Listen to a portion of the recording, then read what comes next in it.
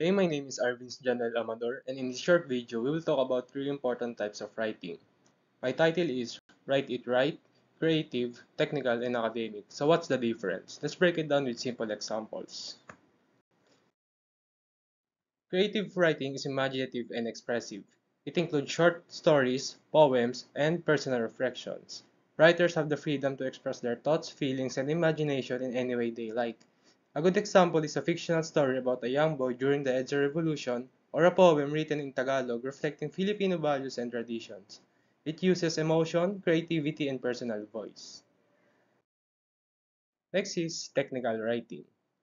Technical writing focuses on clarity, precision, and functionality. It is commonly used in manuals, reports, and procedures. So the purpose is to deliver information in a direct and practical manner. For example, a step-by-step guide for conducting a lab experiment is a form of technical writing. Next is academic writing. It is a formal and based on research. It follows a clear structure and uses citations.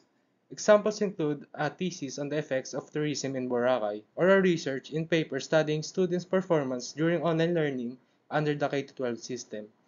While in creative writing are free to express their thoughts, academic writers must follow certain rules.